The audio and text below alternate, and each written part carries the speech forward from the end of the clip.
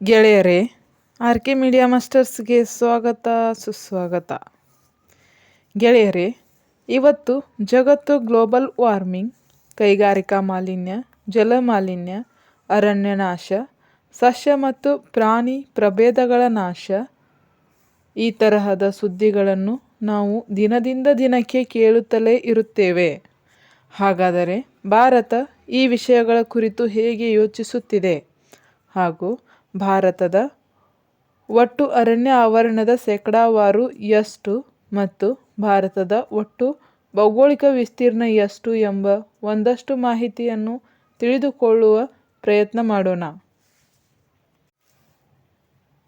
ಗೆಳೆಯರೇ, ನಮ್ಮ ಭಾರತವು ಒಟ್ಟು 32,87,263 ಚದರ ಕಿಲೋಮೀಟರ್ ಅಂದರೆ 32.87 ಲಕ್ಷ ಚದರ ಕಿಲೋಮೀಟರ್ನಷ್ಟು ಭೌಗೋಳಿಕ ವಿಸ್ತೀರ್ಣ ಹೊಂದಿದ್ದು, ಇದರಲ್ಲಿ ಕೇವಲ 7.13 ಲಕ್ಷ ಚದರ ಕಿಲೋಮೀಟರ್ನಷ್ಟು ಮಾತ್ರ ಒಟ್ಟು ಅರಣ್ಯ ವಿಸ್ತೀರ್ಣ ಹೊಂದಿದೆ. ಇದು ಸುಮಾರು 24.62% ಅಂದರೆ 25% ಅರಣ್ಯ ಆವರಣ ಪ್ರಮಾಣ ಹೊಂದಿದೆ ಎಂದು forest survey of India ISFR Indian state of forest ರಿಪೋರ್ಟ್ನ 2021ರ ವರದಿಯ ಮೂಲ ತಿಳಿಯಲಾಗಿದೆ. ಗೆಳೆಯರೇ, ಇಲ್ಲಿ FSI ಅಂದರೆ ಫಾರೆಸ್ಟ್ ಸರ್ವೆ ಆಫ್ ಇಂಡಿಯಾ ನೀಡಿರುವ ಅರಣ್ಯ ಆವರಣದ ವರದಿಯನ್ನು ನೋಡುವುದಾದರೆ, ನಮ್ಮ ಭಾರತವು ಸಮೃದ್ಧ ಅಥವಾ ಅತಿ ದಟ್ಟ ಅರಣ್ಯವನ್ನು ಕೇವಲ 2.4% ಮಾತ್ರ ಹೊಂದಿದ್ದು, ಇದರಲ್ಲಿ ಮಧ್ಯಮ ದಟ್ಟ ಅರಣ್ಯ ಅಂದರೆ ಮಾಡರೇಟಲಿ ಡೆನ್ಸ್ ಫಾರೆಸ್ಟ್ 9.3% ಹಾಗೂ ತೆಳು ಅರಣ್ಯ ಅಂದರೆ ಓಪನ್ ಫಾರೆಸ್ಟ್ 9.9% ಮತ್ತು ಮರಗಳ ಆವರಣ ಅಂದರೆ ಟ್ರೀ ಕವರ್ ಕೇವಲ 2.9% ಎಂಬ ವರದಿಯನ್ನು FSI 2021ರಲ್ಲಿ ಬಹಿರಂಗಪಡಿಸಿದೆ. ಇನ್ನು 2015ರ ISFR ವರದಿಯನ್ನು ನೋಡಿದರೆ ಭಾರತದ ಒಟ್ಟು ಅರಣ್ಯ ಆವರಣ 21.34% ಅಂದರೆ ಸುಮಾರು 21% ಅರಣ್ಯ ಹೊಂದಿದ್ದು, 2021ರ ವರದಿಗೆ ಹೋಲಿಸಿದರೆ ಸರಿಸುಮಾರು 3.28% ಅರಣ್ಯ ಹೆಚ್ಚಳವನ್ನು ಭಾರತವು ಕಂಡಂತಾಗಿದೆ. ಅದೇ ರೀತಿ ಅತ್ಯಂತ ಅರಣ್ಯ ಆವರಣ ಹೊಂದಿರುವ ರಾಜ್ಯಗಳನ್ನು ನಾವು ಪಟ್ಟಿ ಮಾಡುತ್ತಾ ಹೋದಂತೆ ಇಲ್ಲಿ ಅತ್ಯಧಿಕ ಅರಣ್ಯ ವಿಸ್ತೀರ್ಣ ಹೊಂದಿದ ರಾಜ್ಯಗಳ ಪೈಕಿ ಮಧ್ಯಪ್ರದೇಶ ಅತ್ಯುನ್ನತ ಸ್ಥಾನವನ್ನು ಪಡೆಯುತ್ತದೆ. ಅದೇ ರೀತಿ ಅರುಣಾಚಲ ಪ್ರದೇಶವು ಅತ್ಯಧಿಕ ಶೇಕಡಾವಾರು ಪ್ರಮಾಣದಲ್ಲಿ ಅತ್ಯುನ್ನತ ಸ್ಥಾನ ಹೊಂದಿದೆ. ಇನ್ನು ಛತ್ತೀಸ್ಗಢ, ಒಡಿಶಾ ಮತ್ತು ಮಹಾರಾಷ್ಟ್ರ ರಾಜ್ಯಗಳನ್ನು ಪ್ರಮುಖ ಅರಣ್ಯ ರಾಜ್ಯಗಳು ಎಂದು ಗುರುತಿಸಲಾಗಿದೆ. ಹಾಗೂ ರಾಷ್ಟ್ರೀಯ ಅರಣ್ಯ ಬೆಳವಣಿಗೆಗಾಗಿ ಭಾರತ ಸರ್ಕಾರವು ಯಾವೆಲ್ಲ ಗುರಿಗಳನ್ನು ಹಾಕಿಕೊಂಡಿದೆ ಎಂಬುದರ ಬಗ್ಗೆ ನೋಡುವುದಾದರೆ, ಭಾರತವು ರಾಷ್ಟ್ರೀಯ ಅರಣ್ಯ ನೀತಿ 1988ರ ಪ್ರಕಾರ ಭಾರತದ ಭೌಗೋಳಿಕ ವಿಸ್ತೀರ್ಣದ ಶೇಕಡಾ 33% ಭಾಗವನ್ನು ಅರಣ್ಯವಾಗಿ ಪರಿವರ್ತಿಸುವ ಗುರಿಯನ್ನು ನಿಗದಿ ಮಾಡಿಕೊಂಡಿದ್ದು, ಪ್ರಸ್ತುತ ವರದಿ 2021ರಂತೆ ಸುಮಾರು 25% ಅರಣ್ಯವನ್ನು ಭಾರತ ಈಗಾಗಲೇ ಹೊಂದಿದ್ದು, ಇನ್ನು ಸುಮಾರು 8% ಹೆಚ್ಚಳದ ಅಗತ್ಯವಿದೆ. ಸ್ನೇಹಿತರೆ, ನಮಗೆ ಅರಣ್ಯಗಳು ಎಷ್ಟು ಮುಖ್ಯ ಎಂದು ತಿಳಿಯುವುದಾದರೆ, ಅರಣ್ಯಗಳು ಪರಿಸರ ಸಮತೋಲನ, ಮಳೆ ಪಾತ, ಮಣ್ಣು ಸಂರಕ್ಷಣೆ, ಕಾರ್ಬನ್ ಶೋಷಣೆ ಹೀಗೆ ಜೀವ ವೈವಿಧ್ಯತೆ ಕಾಯ್ದುಕೊಳ್ಳಲು ಮುಖ್ಯ ಪಾತ್ರ ವಹಿಸುವುದನ್ನು ಕಾಣಬಹುದು.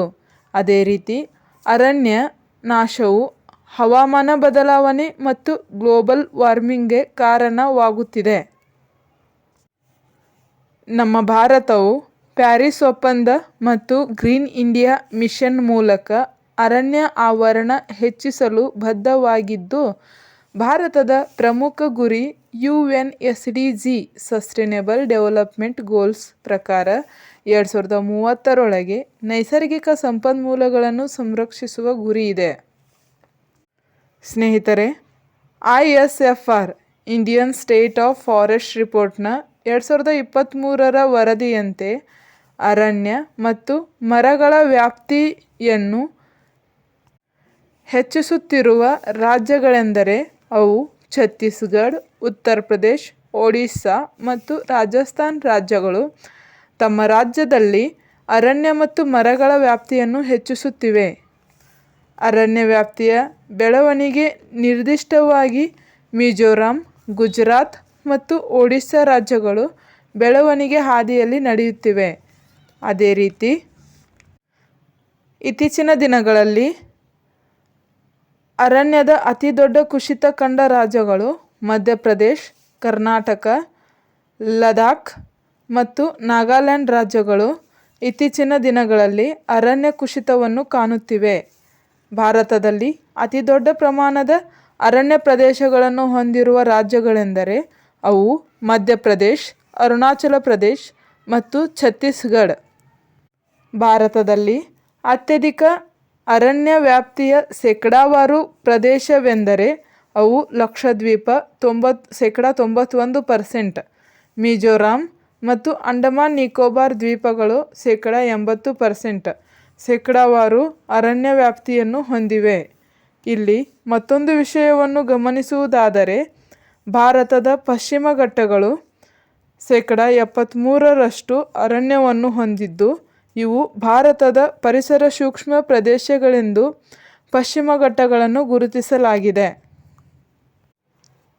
2023ರ ISFR ಅಂದರೆ Indian state of forest report ವರದಿಯಂತೆ ಭಾರತದ ಒಟ್ಟು ಅರಣ್ಯ ಮತ್ತು ಮರಗಳ ವ್ಯಾಪ್ತಿಯು 25.17% ಇದು ಸಕಾರಾತ್ಮಕ ಆದರೆ ಮಧ್ಯಮ ಹೆಚ್ಚಳವನ್ನು ಸೂಚಿಸುತ್ತದೆ. 1988ರ ರಾಷ್ಟ್ರೀಯ ಅರಣ್ಯ ನೀತಿಯ ಅಡಿಯಲ್ಲಿ 33% ರಾಷ್ಟ್ರೀಯ ಹೆಚ್ಚಳ ಗುರಿಯನ್ನು ತಲುಪಲು ಇನ್ನೂ 8% ಅಂತರವಿದೆ. ಭಾರತಕ್ಕೆ ಇತ್ತೀಚಿನ ದಿನಗಳಲ್ಲಿ ಅತಿಕ್ರಮ ಮತ್ತು ಅರಣ್ಯ ನಷ್ಟವು ಗಮನಾರ್ಹ ಸವಾಲುಗಳಾಗಿ ಉಳಿದಿದೆ. ಇದಕ್ಕೆ ಉದಾಹರಣೆಯನ್ನು ನೋಡುವುದಾದರೆ 2025ರಲ್ಲಿ ತೆಲಂಗಾಣವು 5.35 ಲಕ್ಷ ಹೆಕ್ಟೇರ್ಗಳಷ್ಟು ಅರಣ್ಯ ಪ್ರದೇಶವನ್ನು ಅತಿಕ್ರಮಣದಿಂದ ಕಳೆದುಕೊಂಡಿತ್ತು ಹಾಗೂ ಇದು ನಗರೀಕರಣ, ಗಣಿಗಾರಿಕೆ, ಕೃಷಿ ವಿಸ್ತರಣೆಗೆ ಕಾರಣವಾಯಿತು. ಭಾರತದ ಅರಣ್ಯಕ್ಕೆ ಸಂಬಂಧಿಸಿದ ಗುರಿಗಳನ್ನು ನೋಡುವುದಾದರೆ 1988ರ ರಾಷ್ಟ್ರೀಯ ಅರಣ್ಯ ನೀತಿಯು ಭಾರತದ ಭೌಗೋಳಿಕ ವಿಸ್ತೀರ್ಣದ 33% ಅರಣ್ಯ ಆವರಣ ಗುರಿ ಹೊಂದಿದೆ ಹಾಗೂ ಮಹಾರಾಷ್ಟ್ರ ಈ ಗುರಿ ತಲುಪುವ ಯೋಜನೆ ಮಾಡುತ್ತಿದೆ. ಅದೇ ರೀತಿ ಉತ್ತರ ಪ್ರದೇಶವೂ ಕೂಡ ಸಸಿಗಳ ನೆಡುವ ಕಾರ್ಯಕ್ರಮದಿಂದ ಹಸಿರು ಆವರಣವನ್ನು 9.18ರಿಂದ 10%ವರೆಗೆ ಏರಿಕೆ ಕಂಡಿದೆ. ಗೆಳೆಯರೇ, ಮತ್ತೊಂದು ಮಹತ್ವದ ವಿಷಯವೆಂದರೆ ಕಾರ್ಬನ್ ಟ್ಯಾಕ್ಸ್ ಬಗ್ಗೆ ನೀವು ಕೇಳಿರುತ್ತೀರಿ.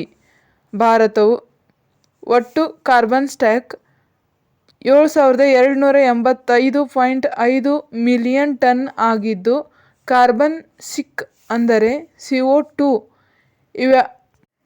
ಇಕ್ವಿವೆಲೆಂಟ್ 30.43 ಬಿಲಿಯನ್ ಟನ್ ಇದೆ ಎಂದು ತಿಳಿಯಲಾಗಿದ್ದು, ಇದು ಭಾರತದ 2030ರ NDC ಗುರಿ ತಲುಪುವತ್ತ ಭಾರತವು ಸಾಗುತ್ತಿದೆ. ಗೆಳೆಯರೇ, ಇಲ್ಲಿ ಭಾರತದ ಅರಣ್ಯದ ಕುರಿತು ಒಂದಷ್ಟು ಮಾಹಿತಿಯನ್ನು ನಿಮ್ಮೊಂದಿಗೆ ಹಂಚಿಕೊಳ್ಳುವ ಒಂದು ಸಣ್ಣ ಪ್ರಯತ್ನ ಮಾಡಿದ್ದು. ಮತ್ತೆ ಮುಂದಿನ ಮಾಹಿತಿಯೊಂದಿಗೆ ಮತ್ತೆ ಸಿಗೋಣ. ಜೈ ಹಿಂದ್.